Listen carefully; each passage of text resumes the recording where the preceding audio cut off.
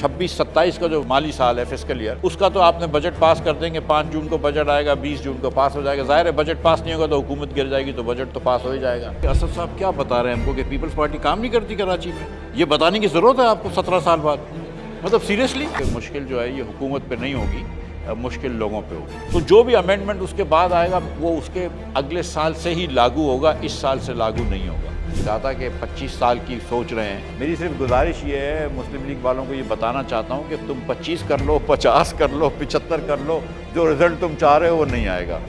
ایک تو دوسری بات میں گزارش یہ کروں کہ یہ بہن کہہ رہی ہے کہ پیپلز پارٹی والوں کو ڈرافٹ نہیں ملا ہے، اس میں شاید یہ ہے کہ حکومت والوں کو بھی ڈرافٹ نہیں ملا ہے۔ عوام پاکستان بدلیں گے نظام۔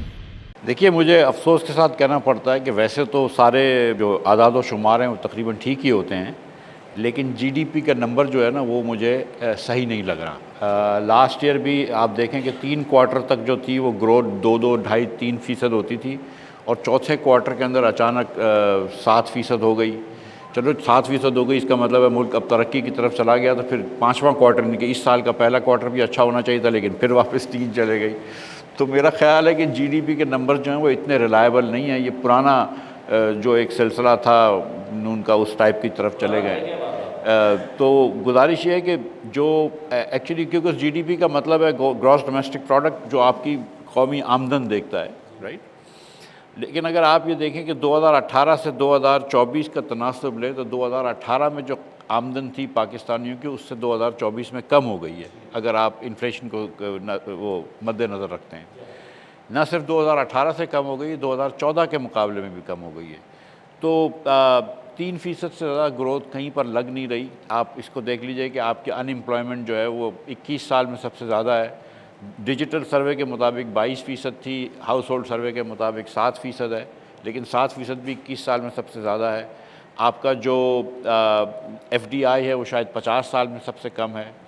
یہ جو گروتھ نمبرز بتا رہے ہیں، اس کے بھی 3-4 سال کے جو گروتھ آپ دیکھیں نا، 4 سال کے، تو یہ 1953 کے بعد سب سے برا ہے۔ سو ہم نے بہت ساری تاریخ رقم کی ہے، ابتری کی اور پستگی کی۔ سو جی ڈی پی گروتھ مجھے نہیں لگ رہا کہ اتنی ہو رہی ہے کہ پاپولیشن جو ہماری گروتھ ہے 2.5% کے تناسب سے جو بڑھتی ہے تقریباً اتنی ہوگی، اس سے 1-8% اوپر ہوتی ہوگی، 1-8 نیچے ہوتی ہوگی۔ آپ نے بات کی ہے لارج اسکیل مینوفیکچرنگ کی، وہ بھی میرے خیال سے 5 سال پہلے سے آج کم ہے۔ ایکسپورٹس پچھلے سال سے 8% کم ہیں۔ Export as a percentage of G D P 2010 سے کم ہے۔ امپورٹ بڑھ رہے ہیں، ایک تو تیل مہنگا ہو گیا ہے، دیگر پھر اس کے بعد آپ نے $3 ارب کی گاڑیاں بھی امپورٹ کی ہیں ماشاءاللہ 10 مہینوں میں۔ سو جو آپ نے بات کی کہ یہ بڑا مشکل بجٹ ہوگا، یہ بات بالکل درست ہے، لیکن صرف اتنی گزارش کروں کہ مشکل جو ہے یہ حکومت پہ نہیں ہوگی، مشکل لوگوں پہ ہوگی۔ مگر جو اسد بھائی نے بات کی نا کہ آپ یہ 4 سال جو میں نے کہا تھا کہ 1953 سے سب سے برے نکلے ہیں، تو کوئی وجہ نہیں ہے کہ یہ ہو جائے گا۔ دیر از اے ریزن وائی ہم آہستہ آہستہ پیچھے جا رہے ہیں، اور یہ آج سے ہماری برائی کا سفر نہیں ہے، آج سے پستی کا سفر نہیں ہے، یہ سفر کافی عرصے سے کر رہے ہیں کہ ہم ہر سال جو ہے وہ غریب ہوتے جا رہے ہیں۔ پہلے دنیا کے مقابلے میں غریب ہوتے تھے کہ ہندوستان تھوڑا اور آگے نکل گیا، بنگلہ دیش اور آگے نکل گیا وغیرہ۔ اب ہم اپنے آپ کے مقابلے میں غریب ہو رہے ہیں کہ 2018 میں جو آمدن تھی اس سے آج آمدن کم ہو گئی ہے۔ تو اللہ کرے ایسا ہو جائے، لیکن ایسی کوئی چیز نہیں ہے۔ دیکھیں پاکستان ایک تو بہت مقروض ہے، جس کی وجہ سے سارے مسئلے شروع ہوتے ہیں۔ اب ہم اخراجات کم نہیں کرتے، صرف کوشش کرتے ہیں ٹیکس بڑھانے کی۔ آپ ٹیکس جب بڑھاتے ہیں تو آپ ڈس انسینٹیوائز کرتے ہیں ہارڈ ورک کو، محنت کو وغیرہ وغیرہ، ٹھیک ہے۔ اس کے بعد آپ کی بجلی سارے علاقے میں سب سے سارے ریجن میں سب سے مہنگی ہے، آپ کی گیس سب سے مہنگی ہے، آپ کے ٹیکسز سب سے زیادہ ہیں۔ تو کوئی وجہ نہیں ہے کہ پاکستان میں پاکستانی بھی صنعت کاری کریں یا سرمایہ کاری کریں، یا کوئی بیرونی ملک سے آ کے ادھر سرمایہ کاری کرے۔ جب یہ حال ہو تو کیا وجہ ہے، ایسی کیا چیز ہوگی اگلے سال جس کے اندر آپ جو ہے وہ زیادہ وہ کر سکیں؟ آپ دیکھیں کہ نہ صرف ایف بی آر کا ہدف بڑھا ہے، جس میں 830 ارب روپے کے نئے ٹیکسز ہوں گے، جو کہ 430 ارب روپے وفاق لگائیں گے اور 400 ارب روپے صوبہ لگائیں گے۔ اس کے ساتھ ساتھ آپ نے لیوی کو بھی 17% سے بڑھانا ہے. اس کا مطلب ہے کہ جو آپ اس وقت پیٹرول پہ 120 روپے یا 122 روپے لیوی دے رہے ہیں، اب 17% اور ہو جائے گی تو سمجھ لیجئے کہ 140 روپے آپ لیوی دیں گے. سو پیٹرول پہ بھی اور مطلب چیزیں ہوں گی، اس سے مہنگائی بھی بڑھے گی. سو اللہ کرے کہ یہ 4.6 ہو جائے، اللہ کرے 7.6 ہو جائے. لیکن عموماً اللہ تعالیٰ ان لوگوں کی مدد نہیں کرتا جو خود کچھ نہیں کرتے. میرا اس میں کچھ بولنا نہیں ہے ماں سوا اس کے کہ اسد صاحب کیا بتا رہے ہیں ہم کو کہ پیپلز پارٹی کام نہیں کرتی کراچی میں. یہ بتانے کی ضرورت ہے آپ کو 17 سال بعد؟ مطلب سیریسلی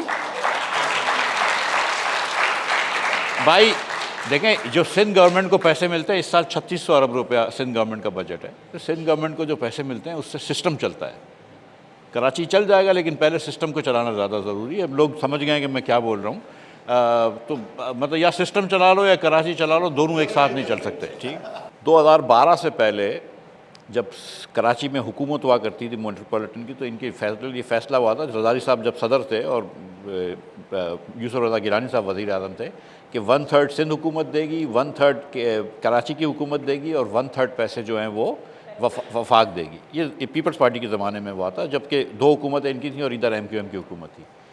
پھر جب انہوں نے حکومت ہی ٹیک اوور کر لی کراچی کی اور ختم کر دی، سم کر دی، تو اس کے بعد یہ لوگ آئے نواز شریف صاحب کے پاس کہ آدھے پیسے ہم دے رہے ہیں، آدھے آپ دیں. تو 50-50 ہوا تھا، اور یہ MQM نے بھی بڑا پلیڈ کرا تھا کہ دے دو.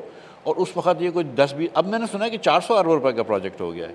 دیکھیے، ٹارگٹ کا انحصار ہوتا ہے کہ اگر آپ کی مینوفیکچرنگ گروتھ ہو جائے تو آپ کو ادھر سے پیسے ملتے ہیں. اگر آپ کی مینوفیکچرنگ گروتھ نہیں ہو رہی ہے، لوگوں کا مال نہیں بک رہا ہے، تو سیل ٹیکس نہیں دے رہے اتنا. اگر لوگوں کی انکمز نہیں ہو رہی تو آمدن نہیں ہو رہی تو انکم ٹیکس نہیں دے رہے. تو آپ کی اگر اکنامک گروتھ ہو جاتی ہے تو آپ کے ٹارگٹس ملنا آسان ہو جاتے ہیں، اور اگر اکنامک گروتھ نہیں ہوتی تو ٹارگٹس مشکل ہو جاتے ہیں. So that's the reason really. آپ FBR کو بلیم کر لیں، لیکن وہ ایک بات یہی ہے.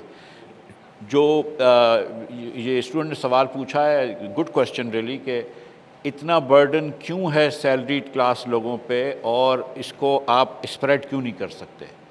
اب اگر آپ جانتے ہوں، یاد ہو آپ کو کہ میں نے بھی ایک کوشش کری تھی کہ دکانداروں سے ٹیکس لینے کا، لیکن وہ نہیں ہو سکا. ہم کسی بھی بڑے شہر میں جائیں، صوبے پراپرٹی ٹیکس جمع نہیں کرتے. بڑے بڑے گھرے ہوتے ہیں، پراپرٹی ٹیکس نہیں جمع کرتے. ہم ریل اسٹیٹ والوں کو ایسینشلی ٹیکس فری کر دیتے ہیں، اور جو وائٹ اور بلیک منی کا اس میں تناسب ہے، اس میں بلیک منی پارک کرنے کی جگہ مل جاتی ہے. اور پھر صوبے ایگریکلچر ٹیکس بھی جمع نہیں کرتے. اور تو ہم نے بہت سارے دروازے رکھے ہوئے ہیں کہ جس کے تحت لوگ ٹیکس نہیں دیتے. تو ان کی جو بات ہے نا وہ یہ ہے کہ دیکھیں، جو انڈاکیومنٹڈ یا نان ڈاکیومنٹڈ لوگ ہوتے ہیں، اس میں کچھ تو لوگ اتنے غریب ہوتے ہیں کہ اس کو آپ ڈاکیومنٹیشن میں کیا لا کے کریں. اس کی مطلب جب میں فائنانس منسٹر تھا، فلڈز آئے تھے، تو میں یہ دیکھ رہا تھا کہ سندھ اور بلوچستان کے اندر بہت سارے ایسے ڈسٹرکٹس ہیں کہ جہاں پہ 60% لوگوں کی آمدن جو تھی وہ 27,000 روپے سے کم تھی. تو ادھر آپ نے کیا ڈاکیومنٹیشن کرنی ہے. دا پوائنٹ از کہ آپ نے اس کو اسپریڈ کرنا ہے. ہمارے یہاں ہم انکم کے اوپر ٹیکس نہیں کرتے، ٹائپ آف انکم کے اوپر ٹیکس کرتے ہیں. ہم یہاں پہ اگر آپ نوکری کرتے ہیں کہیں پر بھی، شہر گاؤں کہیں پر بھی، تو آپ کے 50,000 روپے کے اوپر سے ہم ٹیکس لگا دیتے ہیں. اگر ایک موٹر سائیکل والا لڑکا روز صبح نکلتا ہے اپنے گھر سے، 1 لیٹر پیٹرول بھراتا ہے، تو اس سے ہم 150 روپے روز کا ٹیکس لیتے ہیں. 4500 روپے اس سے ٹیکس لے رہے ہیں. لیکن کسی کی زمزمہ میں یا F6 میں 20 کروڑ روپے کی دکان ہو، اس سے ہم 5,000 روپے مہینے کا ٹیکس نہیں لے سکتے. سو ہم نے کیونکہ ایسی لابیز سے ہم ٹیکس نہیں لے سکتے، ایگریکلچر سے ٹیکس نہیں لے سکتے، لہٰذا ہم ایک مخصوص چھوٹے طبقے سے ٹیکس لیتے ہیں، اور جس میں سب سے ویک جو ہے وہ نوکری پیشہ لوگ ہیں. جو بڑے بڑے مل کے مالکان ہوتے ہیں، ان کے پاس بھی تھوڑا سا انفلوئنس ہوتا ہے. ان کے پاس آپ یہ سوچیں نا کہ کوئی ایپٹما کا چیئرمین ہے یا کوئی ٹیکسٹائل کا بڑا مالک ہے، وہ اگر چاہے تو اورنگزیب صاحب سے یا شہباز شریف صاحب سے ایک آدھ دن میں میٹنگ کر لے گا.